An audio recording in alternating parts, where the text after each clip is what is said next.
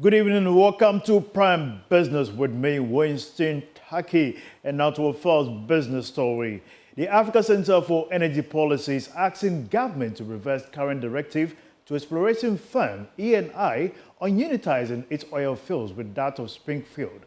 It's coming after an international court froze government action raising concerns about directive by ASEP is now highlighting the contradiction with data submitted to government to aid the legal battle with Eni. Bwemboache is Executive Director of the Center. The data that was presented to the government, based on which the unitization decision was taken, now Springfield makes a presentation to government. And in that presentation, they make a very stark admission, quite subtle that the volumes that they actually used to go to court are actually different from the volumes that they are now claiming on the field, which is far lower. What was presented then and what has been presented now. So in the oil industry, they have what we call oil-water contact. Because when you put oil in water, the oil will suspend on the water. So you want to know the level of the oil and then how deep before it touches the water. So the oil-water contact that was given to government by Springfield before the court case was about 4,130 meters deep. And now, in the presentation that they are making for the appraisal program, that volume has now diminished to about 3,900, which actually shows that right from the beginning, they knew that the oil-water contact was lower than the number. We can allege for now that they knew, because we cannot independently establish whether. No, but they have given the data. They have given the data. Okay, they have not done any other work. Okay. So how now they show that the oil-water contact is now 3,900 and not 4,130 should clearly tell government today, if they're actually paying attention and following the science, that they were wrong from the beginning. There is no need to hold on to those directives, the unitization directive. They have to withdraw it. Indigenous oil drilling firm Springfield Group has debunked the assertions by the Executive Director of the Africa Center for Energy Policy, ASEP, Benjamin Boache, that Springfield's recent appraisal of the Afina field contradicts original claims. Responding to this, Kevin Autry, Chief Executive of Springfield Group, explained that the assertions are false and the company has written to ASEP to apologize and retract or face a legal suit. In the media at a press conference, Springfield, led by its chief executive, Kevin Autry, explained that the company just started an appraisal program, hence it has not yet ascertained the needed data which will constitute an appraisal report. He described Mr. Boache's statement as false. We are now even informing you, the public, the media, that our rig just came. We haven't even done anything. I'm wondering where this guy is getting this information from, because we haven't even done the work. We are now about to do the work. What he's saying is false. It's defamation to a level that's unreasonable and unacceptable. I don't have the work. We are now about to. You saw blue chip companies, Halliburton, Schlumberger, Baker Hughes, GE, Northern Ocean. These are international companies that they have their reputation on the line. They work for Exxon, they work for Chevron, Tullow.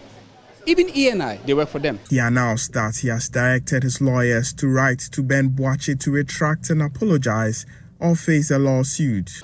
Our lawyers have written to him to retract and apologize. If not, we're going to take legal actions.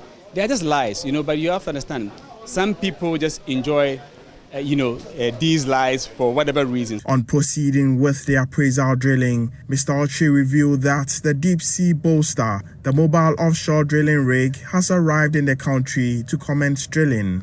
Without wasting any time, ourselves, GMPC, worked very hard and we secured a rig from Northern Ocean. The rig is called Deep Sea Bolster. It's a semi-sub rig. And I would like to basically announce to everyone here that the rig is finally in country and we have commenced the appraisal program. About 5 years ago, Springfield Exploration and Production Limited and its partners, GNPC and Exploco, made a huge discovery with the drilling of the Afina well at their West Cape 3 Point Block 2 offshore. The issue of unitization between Springfield and ENI Ghana ended up with the deferment of appraisal of the Afina well. Following the ruling which went in favor of Springfield, the partners involved in the West Cape 3 Point Block 2 offshore were directed by the Petroleum Commission to submit and conduct an appraisal program in line with the petroleum agreement. Reporting for Joy Business, Isaac Atasenyako, Accra. Chairman of Parliament's Finance Committee, Patrick Boama, is warning that the current development in Parliament could cripple the economy and affect Ghana's program with the IMF. It follows Speaker of Parliament's decision to adjourn the House indefinitely as a result of Supreme Court ruling reversing suspension of some members. Mr. Boama might be one of few government officials that has openly admitted about the challenge and its impact on government businesses. Some of those key legislations that should have been passed in the House over last week and even this week and even going forward, that these current uncertainties could delay these regulations as well, that could have an impact even on us going to the board for our third review. First of all, I mentioned the Ghana Investment Promotion Center bill, where the center is seeking to become an authority, to be able to have some dedicated funds outside what was in the center's mandate, where they are asking for some clear budget lines to be budgetary allocations to be made. Secondly, they are asking for some fees and charges to be levied on some companies, which I believe definitely will find its way or expression in the Fees and Charges and Miscellaneous Act, Parliament. Secondly, I also mentioned the Environmental Protection Agency bill, which is going through the consideration stage, where the Minister, Ophelia Mensah Hayford, the MP from Fansman, has been very active on, with Dr. Marfo, the chair of the Environment Committee. Thirdly, some reforms in some regulations needs to be looked at, especially in the Public Financial Management Act and some legislations or regulations that came with it. You also know that we have a loan agreement for the Financial Sector Stabilization Fund, which my committee looked at. A report was presented, but there was some disagreement on whether a fund properly so called with a body that to administer it, or it's just a fund to be managed through the central bank and the Ministry of Finance. That's my view. Those are the kind of issues that are pending. It's a 250 million World Bank facility to help stabilize the financial sector, which went through serious turmoil during the COVID period, and also during the banking sector. What about the vote of estimate or vote of account for the first 3 months of next year, which I got the initial understanding that they should have been laid in the House last week, and that has also delayed. What are the implications of that one as well? Very important, because we are going through an election period. Elections are just about 6 weeks away, December 7th, God willing. And you talk about expenditure in advance of appropriation, where some amount of money is made available for the first quarter to be able to run the country or government, pending the composition or constitution of the newly elected president and also a new parliament that will be sworn in on the 7th. So those are very important constitutional roadmaps that ought to happen between now and the end of this parliament. And from what is going on, I believe there will be some delays, and it's also going to affect our financial or economic positions, because we need to, by the end of November, we ought to be able to come out with this expenditure in advance of appropriation, which is a constitutional mandate. And from the happenings on the floor, cool heads have to come together to have this see the light of day. Still from Washington, Finance Minister Dr. Mohamed Amin Adam says Ghana's economic recovery hinges more on trading with other countries within Africa. The Finance Minister has therefore maintained that everything must be done to ensure that the needed structures are built to support payments of other African countries. The Finance Minister was speaking at African Caucus meeting with the World Bank President, Jay Banga. He added that several examples have shown that this might be one of the surest ways to help Ghana build a resilient economy. President, we recognize intra-African trade as a catalyst for economic growth, job creation, and poverty reduction, and are committed to surmounting all impediments to intra-African trade with the invaluable support of the World Bank and the IMF. We've identified an effective and unified intracontinental payment system as one of the imperatives for intra-African trade. We recognize that financial inclusion and harmonized trade rules are necessary to ensure an inclusive African continental free trade area implementation, leaving no country or individual behind.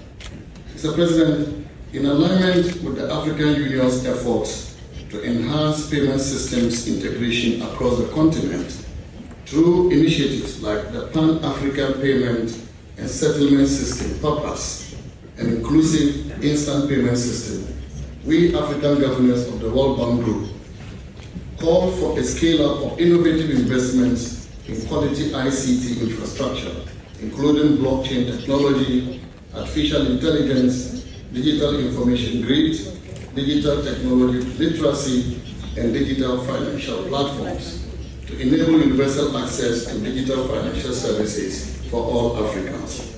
We believe these acts will not be far-fetched under the new World Bank playbook with digital as a vertical. We encourage a strategic deployment of guaranteed and blended finance mechanisms to mitigate risk and attract private capital, to bolster existing payment systems and support the development of cost-effective cross-border transactions, interoperability, and data analytics. Entrepreneurship is about discipline, not just with yourself, but with your company's money as well. Linus Kumi has more on today's Entrepreneur in You series. If you start as an entrepreneur, you will have to separate your personal financial benefits from that of the business. I think I'll take the other one about the family business, you generating cash flows, and then there is an emergency that you need to support with the flows that you have generated. Look, let me tell you for a fact, as a lender, and a lender with a lot of experience, if you mix these two up, you will collapse. The money that your business is generating, quote unquote, is not your money. It is the business's money. If you have friends that you need to support, you support them from the income you are deriving from the business. If you made 100 Ghana cedis from your business and you want to use it to support your other businesses, trust me, you are out. And if you come to me to lend and I realize that you are the owner of the business, yet still you don't draw salary from it, what it tells me is that if you made so much money from the business, it all goes into your pocket. There will be no tomorrow. As a lender, I'll work you out. Even if I am able to lend to you, I'll put in covenants or conditions, terms and conditions that doesn't allow you to draw from the same business. If you do that, like I mentioned by the first example that you said it wasn't the case, you will see colleagues come to you, very beautiful colleagues. You can't say no. Once they ask, you dip your hand into your pocket and then you take it out for them. Your business is going south. It's not going anywhere. If you start as an entrepreneur, you will have to separate your personal financial benefits from that of the business. If you combine the two, my brother, you will not make it. And that is a fact. If any lender sees that, they'll walk away from you easily. Brought to you by Africa School of Entrepreneurship and supported by GCB Bank, your bank for life.